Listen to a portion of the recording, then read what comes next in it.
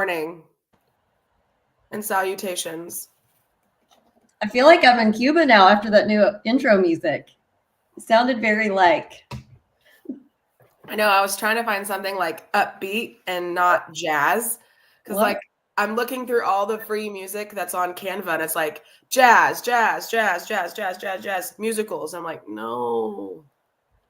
I found that one. I like it. Thank you. No, I just gotta change the other one too.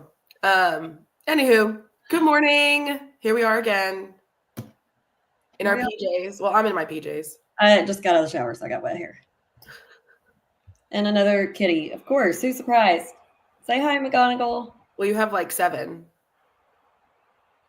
Look at him. Look at him. Oh. I wish y'all could hear him purring. He is purring so loud right now. He's just a happy little boy. He is, but he's trying to do his little biscuits, and I have stockings on, and they're probably already snagged, so. Bless. Okay, let's get her going.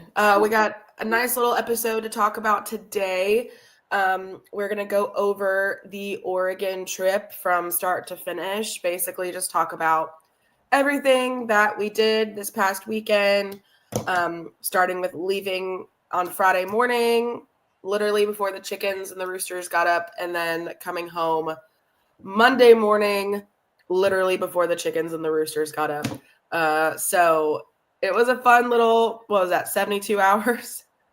Oh, yeah, I don't know. I'm not good at the maths. Me neither. It was more than 2 days, but less than, I don't know. Maybe 3 by the time I got back here. Maybe. Okay, we'll say 72 hours then. Yeah. So it was a fun little 72 hours in Eugene, and we can't wait to talk about it. So do we want to talk about... Let's talk about the trip first. Let's talk about the trip first. Okay, so we didn't tell anybody that we were... Well, we told a few people, but we didn't spread it around or post it that we were traveling with the team just because, we didn't want to jinx it and something happened and it not work out. And then we look like... We're holding our breath. Yeah, we look like doofuses saying that, oh, yeah, we're traveling with the team. Yeah. And then it didn't happen. But we did. We traveled with the team. First time official team travel, start to finish. Yeah, so we were on their schedule, on their itinerary for the most part. There were obviously a few things that we just did on our own, but yeah, so normally we plan everything ourselves and do everything. And so this was very different for us, having majority of our itinerary already planned. And so it was a different experience, and it was fun. We had a good time. It was interesting. It was different. It was great. I had a good time. It was fun. Obviously the departure time and back home time were hard, but so we left. Well, Jacqueline came into town on Thursday night because we had a call time to be at the commuter lot on the bus. Your ass better be there before 5 a.m. Or you're getting left. Here and loading at 4:45. It is pulling out at 5 on the dot. Be there or be square. So y'all know I was not going to make that drive from Tyler Friday morning. Nuh-uh. Right. So I came to NAC Thursday night, got about 6-ish hours of sleep, maybe 5. But now we got Scotty trying to get in the picture. And yeah, got up there bright and early. Okay, well, let's not put our butt right in the camera. No. But yeah, then we had a 3-hour drive on the bus to Dallas, to the airport. So, we didn't have to drive. We got to try to snooze a little bit, rest up, get to the airport. Yeah, got to the airport. Let's just say the check-in process for a large basketball team plus traveling party isn't a quick process. No, it wasn't. And I've done several overseas trips with a large group of students. So I somewhat knew to expect. On the other hand, this did take a lot longer to check in because all the trips that I've been on, everyone books their own. Or kind of sort of pays for their own flight. It's whatever. It's booked a little bit differently. But this one, since it was all booked together, it was like one person had to Jamal had to check in everyone individually, call them up, give them their boarding pass. And I think this poor girl who got assigned to us was apparently in training, we heard later. I don't know. So they just threw her right in the deep end. Yeah, there were two girls. There was one who was like a trainer and one that was a trainee. And so she was trying, like, the trainer was trying to like do her job and check us in, but then also trying to train the trainee on how to check people, like do all that stuff. So it was the check-in part leaving DFW was probably a lot longer than what it should have been. Yeah, and also all the group trips I've done are with all US citizens, and that's not the case in this scenario. So I'm sure that added another little kink to her check-in because a few of the guys have passports from different countries and probably visas and whatnot, and so there's various other things that she had to check. Yeah. But once we got past that part and once we got, through security and to the gate, it was smooth sailing. Went and had a pre-trip mimosa at the bar because our plane got delayed for like 30 minutes, but that's fine. That gave us time to have a mimosa at the bar. We were not mad about it. No, not one bit, especially when the bartender pours like 95% champagne and like a skosh of orange juice. Well, it wasn't even in a champagne glass. It was in a wine glass. It Exactly. was straight up like half wine glass pour of. Yeah. So we'll take that. So we, drink those and then we get on the flight and have a decent flight. Personally, that was probably one of the bumpiest flights I've ever been on. I know Jacqueline's been on probably way bumpier, but like for me personally, it was the bumpiest flight I've been on. And it's nothing. I know some of the guys were like freaking out a little bit because when we got off the plane, Ethan was like, "Yeah, I thought we were going down there for a little bit." I'm like, "Buddy, that."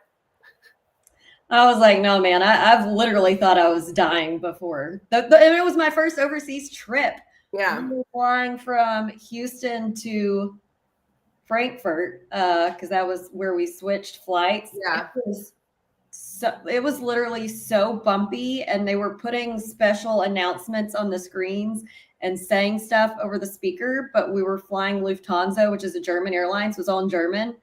So I was like, they're probably telling us that we're dying right now, but I don't know. They didn't have like a translation in English or something below it? Usually they do. They did not. I was like, well, if I die, I die. I mean, at least you're doing what you love. Yeah. I guess traveling. I was just like, can I make it there first?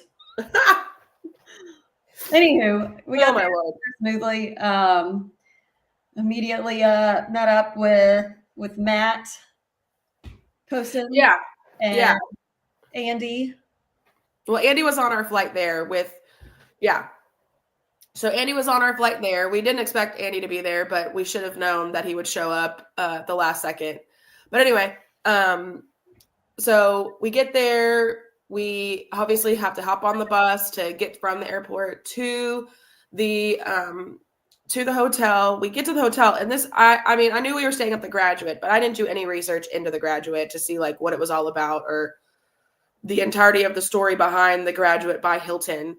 If you ever have an opportunity to stay at a Graduate hotel, do it because it is so cool. Like, so cool. Every single Graduate is different, differently designed, differently themed. Obviously, the one we stayed at was Oregon themed, like University of Oregon, because it's in Eugene. And everything is the University of Oregon, like centric, like the decor, the everything. Or Ducks or Nike.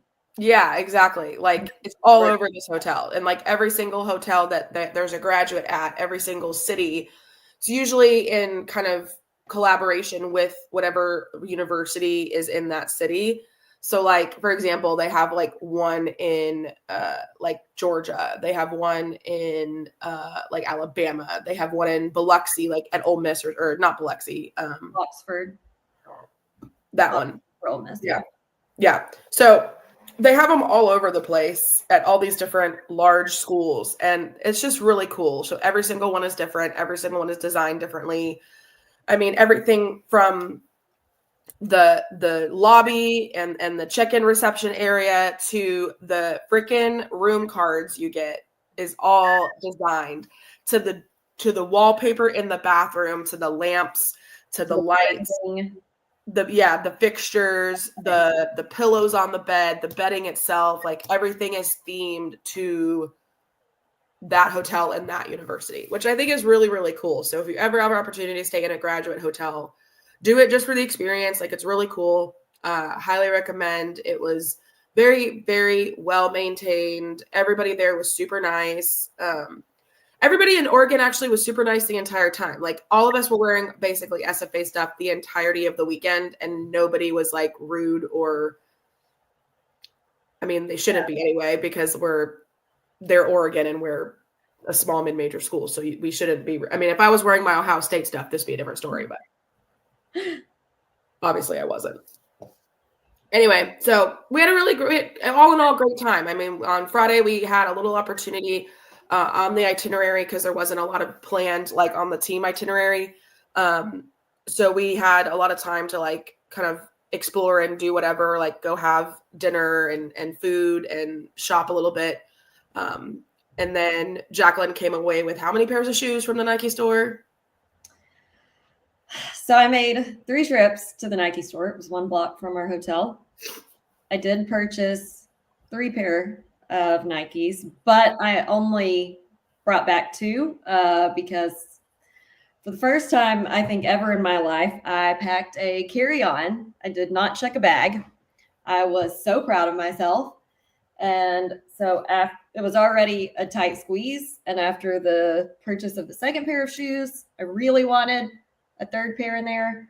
But I was like, I'm not going to have room for this in my bag, not even close. So I went back to the store to try them on to make sure for certain what size I needed. And then I just ordered them and had them shipped here, and actually made it yesterday on my birthday. Damn, already. That was quick. Yeah. So. Yeah.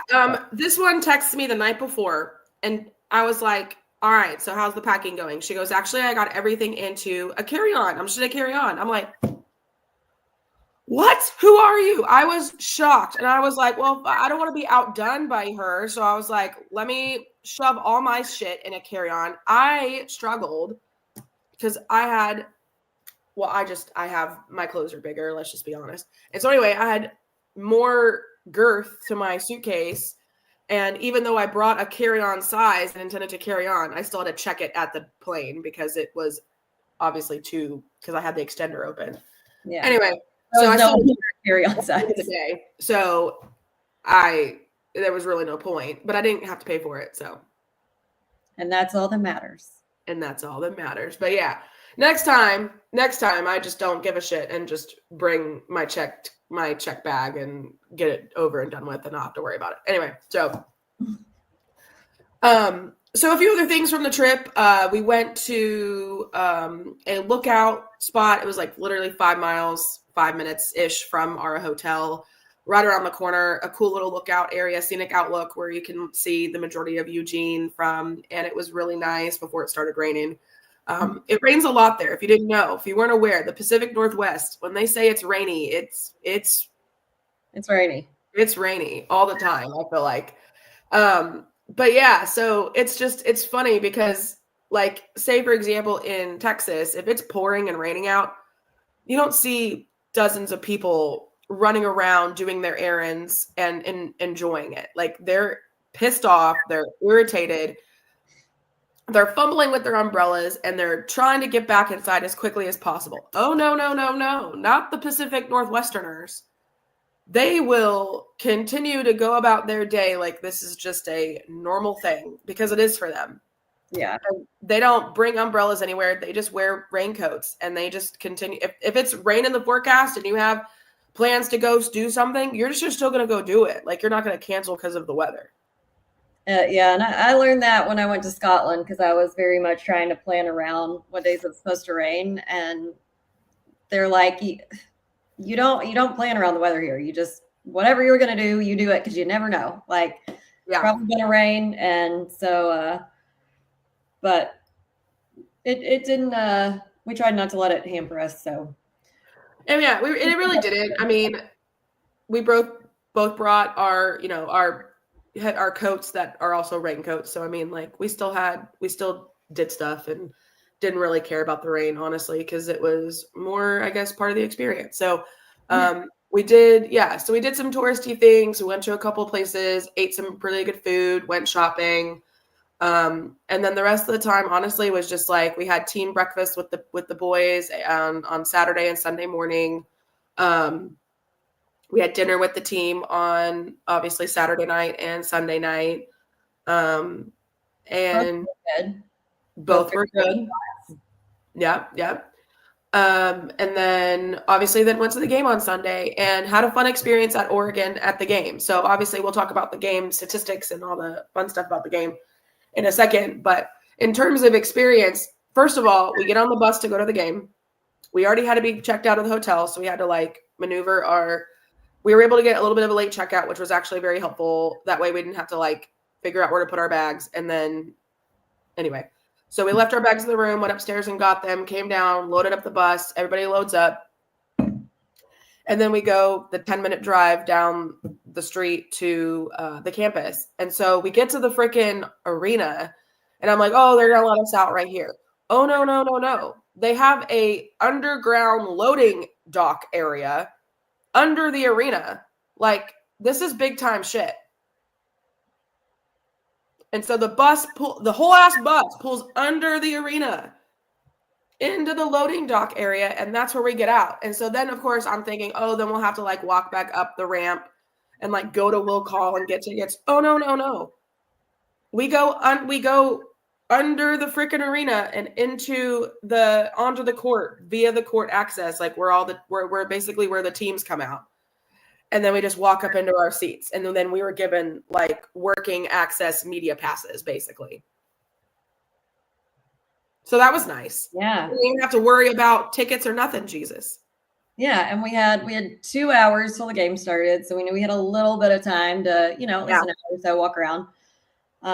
So two very nice ladies who worked there, Connie and Sharon, who was the floor lady and then the door lady, who, we told we want to go wander around. What can we see? And they very nicely explained to us how to walk to the track and field and let us out. And we met up with Matt and walked around, took a few pics by the track and by a gigantic tree. I don't know what kind of tree it was. Yeah, I thought it was a giant sequoia, but now I'm not 100% sure. But it was a giant, like, pine tree of some sort. But yeah, I really, really, really wanted to see Hayward Field desperately because I was in track and field in high school, and I still love track and field, and I think it's such an amazing sport. And obviously, for those who watch the Olympics and or track and field in general, know that Hayward Field is like the mecca of track and field. And that's where they hold the Olympic trials every 4 years and the whole 9 yards. And so I was like, if we could see Hayward Field, at least Hayward Field before I leave, that would be great. And when the lady said, yeah, like it's right around the corner, it's like, we have to walk there. And it was literally right around the corner. It was like 5-minute walk, barely. It was like perfect. And so we were just walking through campus and in between, not academic buildings, but like dorms and the student center. And then we hit a corner and boom, there it was. I was like, it was like a halo, because like the sun was about to set and it was like golden hour on Hayward Field, and it was so pretty. I just wish it was open so we could like walk inside, but of course, it was so cool. It was cool. So glad we did that. So I know. Okay, so then we come back and get ready for the game, and we had a really big group at the game too. I mean, the whole first row was all our group of friends, SFA fans. We had some of, I think, Keller's family was there. Davion's dad and brother were there. Caitlin and her parents and sisters were there. So we had a good little group. Yeah, and then there were a few other SFA fans kind of like sporadically, all over the stadium, probably maybe in total, maybe 5 or 6, maybe. Including Matt was obviously up there as well. And so, yeah, there was a good little purple contingent cheering them on at the game. We'll talk about the game in a second. So obviously after the game's over, we load up the bus, head to Portland because our flight home was in Portland. So we drove the 2 hours on the bus to Portland. We get our food at there's a local little bar and grill right there that they called ahead basically and put all of our orders in. And so we rolled into the bar and grill parking lot and our food was already basically on the table. We only had to wait for maybe like 5 minutes to get our food. Yeah. And so then we eat our food, hop back on the bus, same thing, coming home, go check in. But we had the red eye. So like we didn't leave out of Portland and Oregon until like midnight basically. And man, I hadn't been on a red eye since I was young. So man, that I forgot how brutal sometimes those can be. If you're not used to doing those, like your entire like sleep schedule gets kind of effed up. It was certainly long, and especially knowing I had to drive back to Tyler once I got here. Yeah, so then we land and obviously then have to drive the 3 hours home on the bus, and then Jacqueline has to turn around and drive an hour and 45 back up north to Tyler. So it was a long travel day on Sunday for sure. Sunday/Monday. Yeah, exactly. So all in all, good trip. Really thankful again for the opportunity to go with the team and experience that for the first time. And I would definitely do it again. I thought it was really cool, and I appreciated, like I said, the opportunity to do it. And I appreciate everybody that works so hard to get the schedule plans and everything. And because that's a lot to do, like scheduling flights and hotels and buses and pick up here and drop off here. And it's a lot of work. So tip of the cap. Yeah. Yeah. And food. I mean, I just can't even imagine trying to plan a meal where everyone because the meal we had Saturday night, I mean, it was sort of a buffet style with a couple of options, but the place we ate Sunday night, like everyone just got to order their own thing. And just that alone was probably such a headache. Exactly. Yeah, I know. Totally. Okay. So let's dive into the meat of the game. Yeah. So I'll give a little background on Oregon first. So the University of Oregon, it's a public research university in Eugene, Oregon. It was founded in 1876 and is organized into 9 colleges and schools, offers 420 undergraduate and graduate degree programs. As far as their athletics, cross country and track and field are the 2 programs that have had the most success. They have 20 NCAA championships between them and have produced many world-class athletes, including Steve Prefontaine. If you know anything about running at all, you know who that is. And Nike was formed by the former track and field head coach Bill Bowerman and a former University of Oregon track runner Phil Knight. So, I mean, it's anything running is Eugene. They have the star, running cross country track and field program. They invented Nike. That's why they're called Tracktown USA. So exactly. I mean, anytime you hear the Eugene or Oregon in general, like the first thing that's most likely going to pop into your head is track and field, Nike, Prefontaine, Bowerman, running, etc. So it just kind of it always checks out. Like they have other good athletic programs, obviously, like football and etc. But I mean, they're always going to be Tracktown USA, 100%. Most definitely. All right. So when I actually looked up the match history, I was surprised. I did not remember us playing them just not that long ago. We played Oregon twice before this game. We played them in 2011 and in 1997. Obviously both losses, but the loss in 2011 was a home game for them, and we only lost by 10. The game in 97 was at a neutral site, and we lost 86-64. Gotcha. Okay, so I'm really kind of dreading looking at these right now, but we got to pull off the Band-Aid. Gotta do it. I know. Oh, God bless America. Okay, so I knew it was going to be this bad.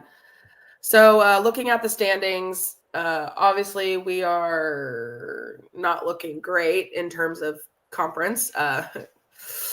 Okay, so at the top you have Nichols, Lamar, and Northwestern State, all at 2-0 in conference, and then we have 4 schools at 1-1: UTRGV, A&M Corpus Christi, UIW, and HCU, and then a bunch of 0-1s: Southwestern, New Orleans, and then rounding out the bottom, SFA and East Texas A&M, both at 0-2. Yeah. Not great. Not great. Overall, we are 5-6, and we are 0-2 in the Southland Conference. So, not great. We're gonna turn that around tonight. We're gonna turn that around. Lots of more games left to play. That's right. Okay. Moving on. All righty. So general game notes for our starting lineup. We had Matt, Jelani, Nana, Keon, and Cece. As we said, y'all probably know we did lose. We lost 79-61. Their attendance was 5,792. There's a Big Ten attendance number for you. Yeah, no shit. A little bit bigger than our attendance numbers. All right, Sean Kennedy's stats section. Our field goal percentage was 39.68. Our 3-point percentage was 15%, which is better than 0. But we were 3 of 20, so not great. Our free throw percentage was above 70, 72.73. Who would have thunk it? Points in the paint, 40. Points off turnovers and second chance points, both we had 11. Fast break points, we had 9. Bench points, 13. Total rebounds, we had 36. We had 19 offensive and 17 defensive, which was actually more rebounds than them. They had 34. So there's that. You had 25 fouls, which was almost 10 more than them. They had 16 fouls. We had 22 turnovers, which I don't love. But I will say it was only 3 more than them. They had 19. We had 12 steals and 3 blocks. Our game leaders, we had Matt with 17 points, 4 rebounds, 4 steals, 1 assist. We had Keon with 11 points, 6 rebounds, 3 steals, 3 assists. And we had Nana with 9 points, 3 rebounds, 2 steals, 1 block. So, yeah, player of the game, Jacqueline.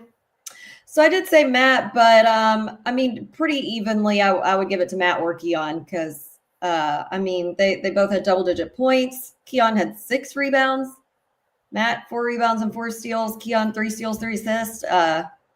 They were both doing the work on offense and defense all over the floor. They were. I was honestly gonna give it to either one of them as well, just because of how well they both played, and keeping us in the game, keeping us within at least shooting distance of Oregon.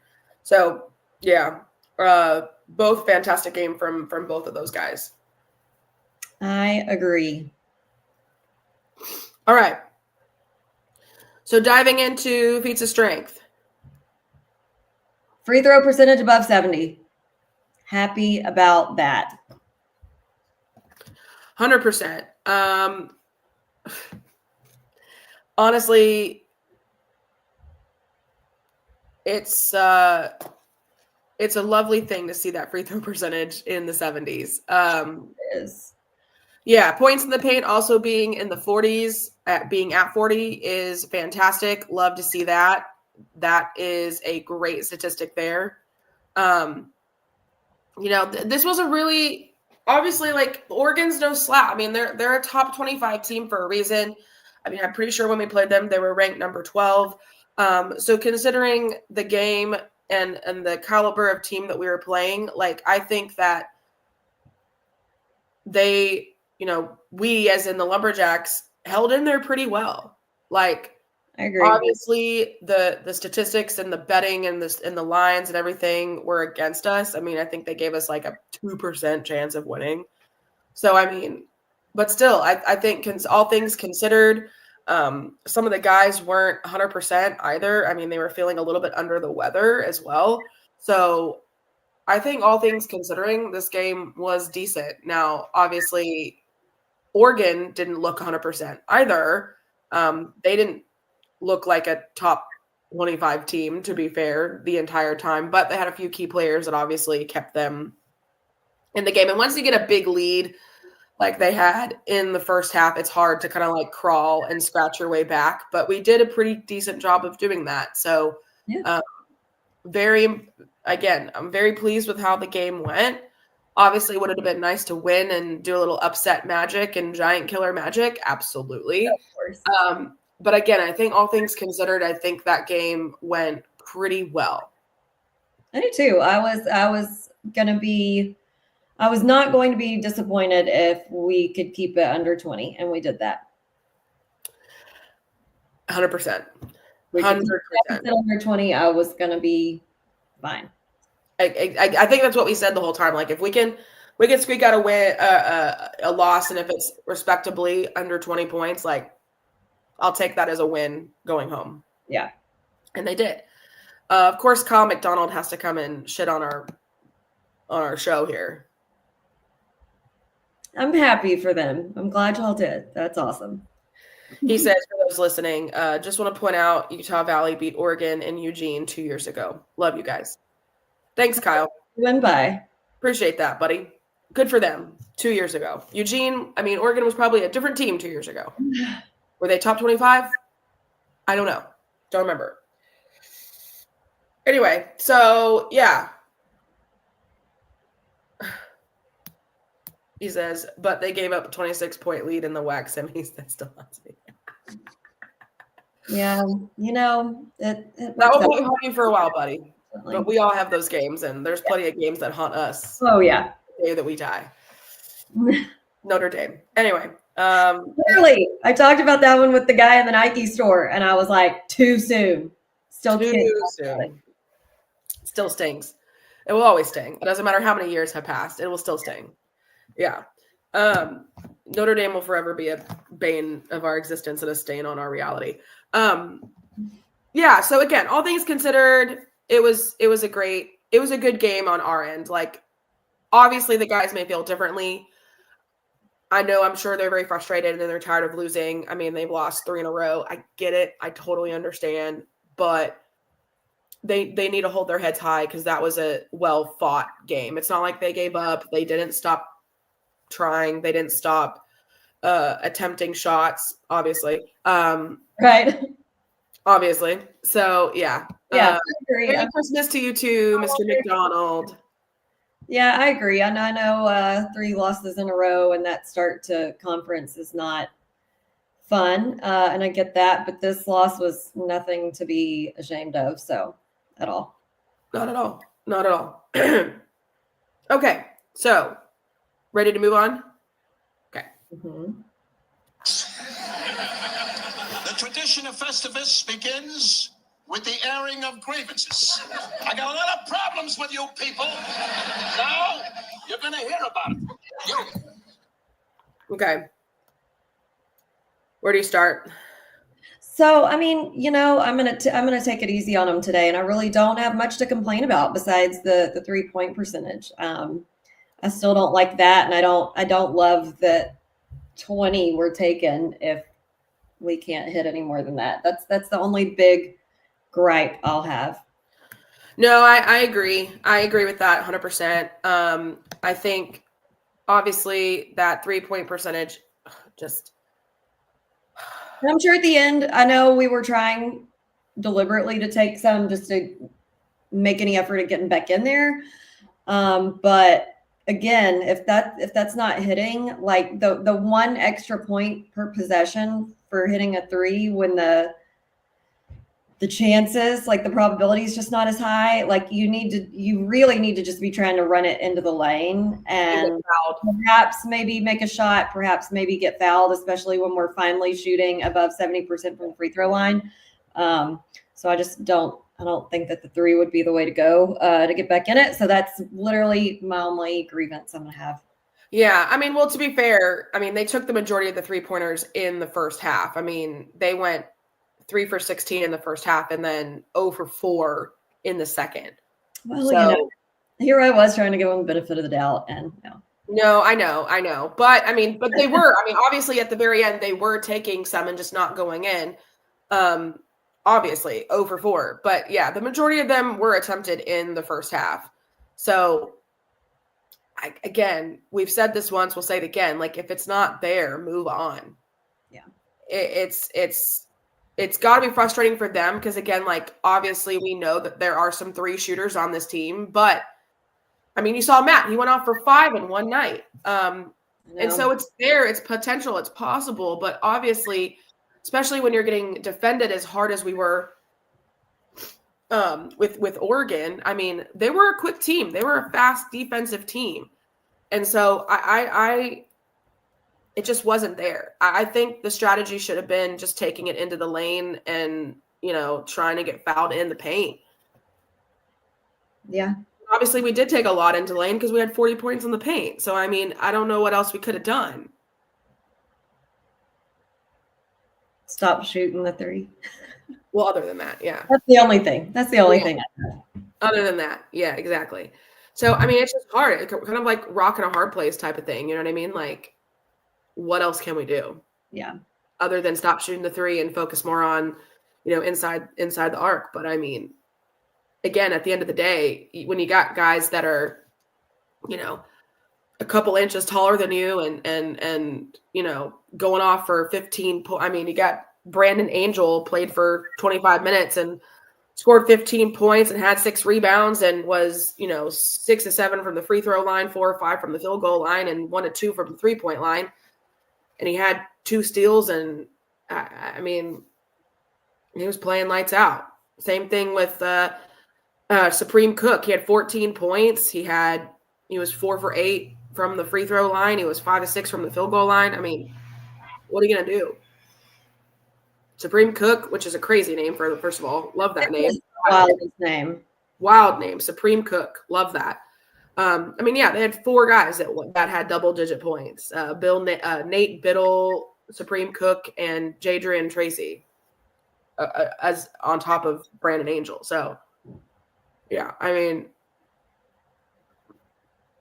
and hilarious enough, Supreme Cook isn't the only cook on the team. There's also Mookie Cook. It's funny. Maybe they're related. Maybe. Supreme and Mookie, are you related? I mean, that's 2 pretty unique names, so who knows? Yeah, right back. Tweet us if you're related. Just kidding, don't. So yeah, all in all, good trip, decent game. Even though we lost, I'll still take it. I'll still take it. I think it was a good opportunity. It was good. A good opportunity to see what we can, throw at a top 25 team and see what sticks. And I'm pretty sure the entire way from Eugene to Portland, I'm like 90% sure that Keller was up there talking to Matt the entire time and showing him film the entire time. Yeah. And I was like, damn, like, I wonder how often they have to do that. Felt like I was back in high school watching my film with my dad after the game. I know. Yeah. Anyway. My only other grievance that has nothing to do with the game, but like Alex alluded to, we had several guys who were down and out. So Miles didn't even get to make the trip because he was sick. So y'all send T's and P's Miles' way. Matt and Luke were both kind of sick and not good during the trip. I think they're probably both bounced back fine now, but just not at 100%. But yeah, poor Miles is not feeling great. So send him some love. Yeah. And that's another thing too. Like, Jesus, on the way home, I mean, we were all sneezing and coughing the entire way home. It was like a symphony of coughs and sneezes on that bus. My God. I know. And this whole week I've been sneezing So it's either like my allergies got a freaking smack to the face and like it's just all here, just allergy draining. Because like my teeth hurt, my mouth hurts. I think my sinus cavities are hurting. I don't know what's going on, but I was going to say that could be from sinus pressure, making it feel like your tooth is hurting.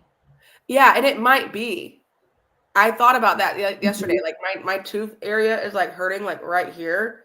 I was like, fuck, is it my teeth or is it my sinus cavity? Yeah, it could be. Because I mean, obviously your sinus cavity is like all right here. Mm-hmm. It's like, oh, because it's like, yeah, because I'll go like a few hours of it hurting and then it'll stop. I felt like if it was a tooth thing, it would just continually hurt. You need to get some I can't even talk. Sinus saline nasal mist spray like I use, or an actual sinus rinse like the water bottle one I use. That would clear you right up. Jesus, oh God. I mean, if it'll help. Great. Anyway, so back to this. One word to describe the entire weekend.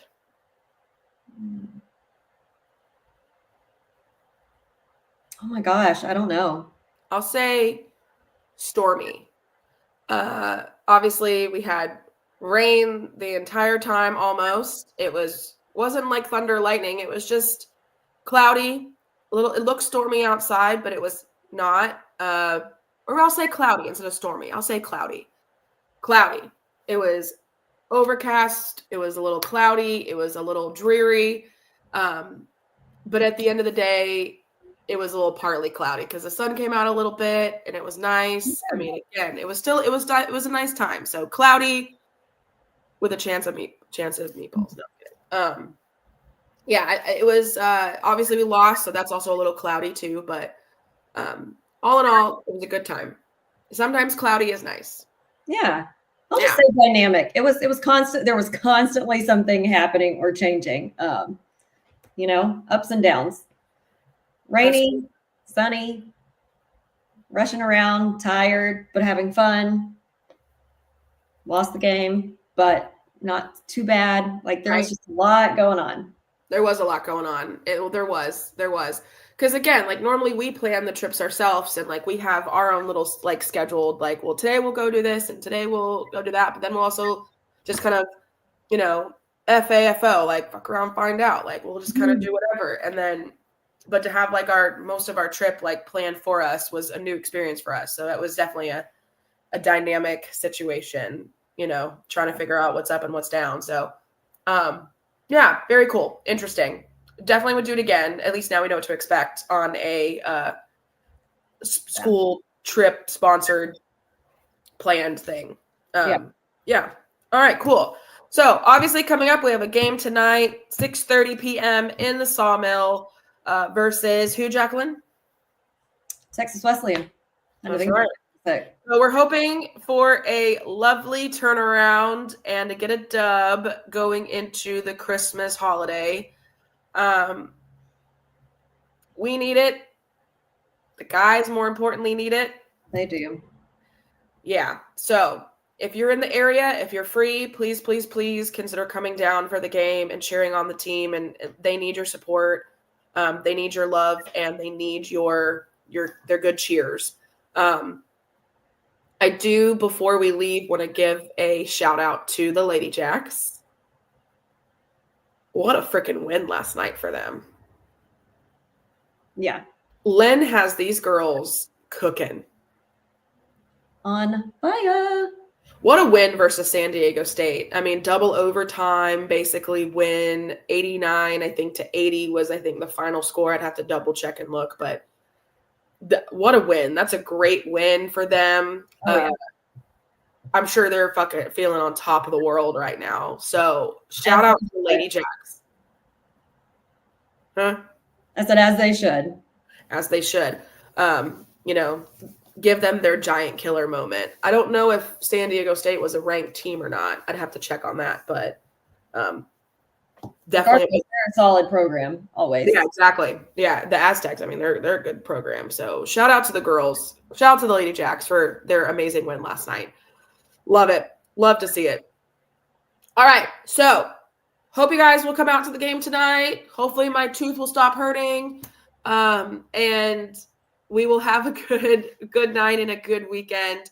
Hope you all are excited for upcoming holidays and Christmas holidays. Let's see. What did Joey say? I don't think I've been to a women's SFA game that wasn't a complete blowout of the other team. That's not surprising. Yeah, that's fair. Yeah. When they get, we got some 3-shooters on that Lady Jack team. When they get rolling, it's like you can't stop them from the 3. You know, like when Avery hits 3s, man, she hits them from like the parking lot. So not surprising one bit. I agree with you, Joey. Not surprising. Okay. So again, hope you have a great weekend. Hope you have a wonderful holiday. If you don't hear from us, obviously before Christmas, hopefully we'll try to sneak in one more podcast from tonight's game before Christmas. But if not, have a wonderful holiday. Have a wonderful Christmas. And hope you get everything you asked for and asked Santa for. Oh, my goodness. Okay. Jacqueline, I'll see you in a little bit. Yes. Drive safe coming into Nacogdoches. Thanks. Okay. Have a great day, guys. And as always, Axe 'em Jacks. With Alex and Jax.